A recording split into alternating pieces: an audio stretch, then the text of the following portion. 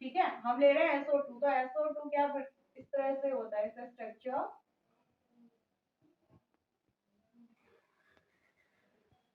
This is the one lone pair.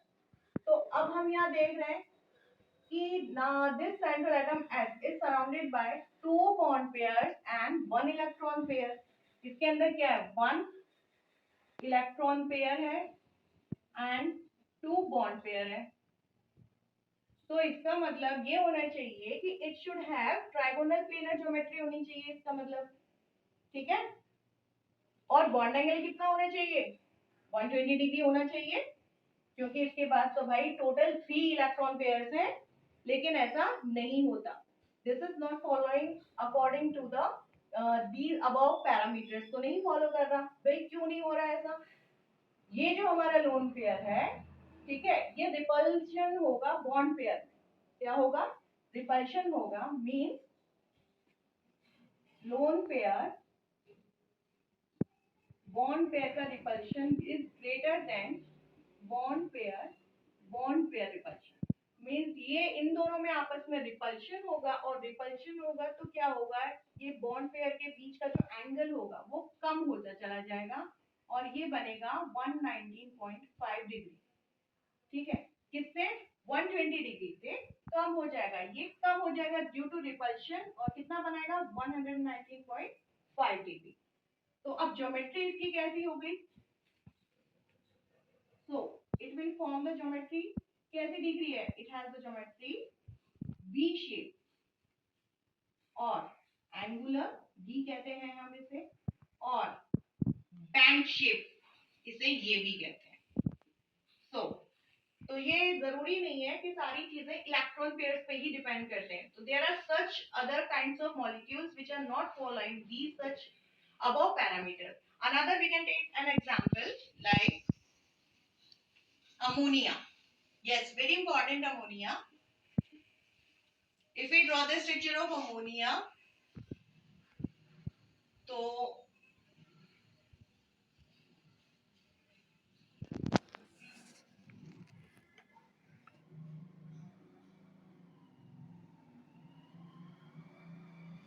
ठीक है, अब इस पे क्या है, 2 बॉन्ड पेयर्स है, 2 बॉन्ड पेयर्स है, 1 लोन पेयर है।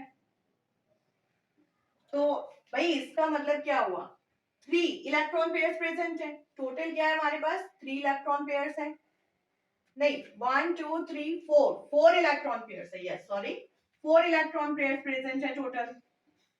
और अकॉर्डिंग टू इट, तो इसकी ज्योमेट्री कैसी होनी चाहिए, टेट्राहेड्रल होनी चाहिए।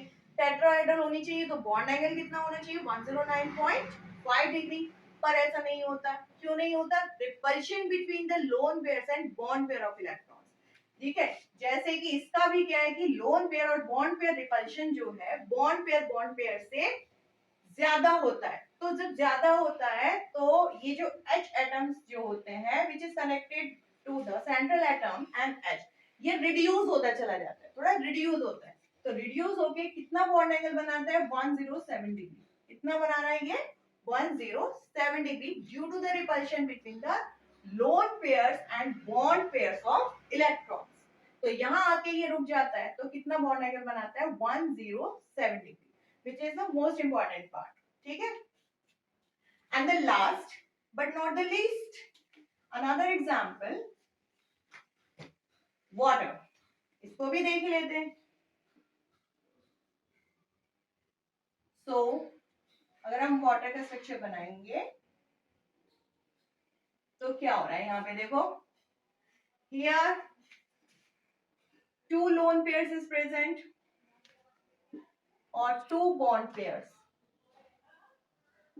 ठीक है, अब इसका मतलब क्या हुआ, 2 तो बॉन्ड पेयर्स भी हैं, 2 लोन पेयर्स भी हैं।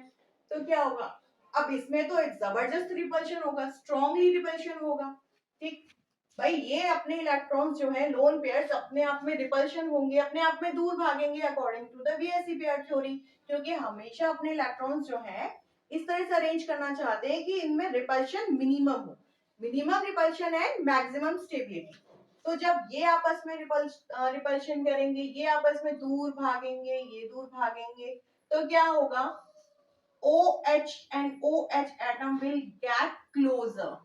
क्या होगा, ये पास आएंगे, और जब पास आएंगे तो इनका बॉन्ड एंगल कितना डिक्रीज हो जाएगा, 104 डिग्री। क्या कितना बनाएगा, 104 डिग्री। ठीक है, तो ये भी उसको पैरामीटर्स को फॉलो नहीं कर रहा, तो this is also important exam.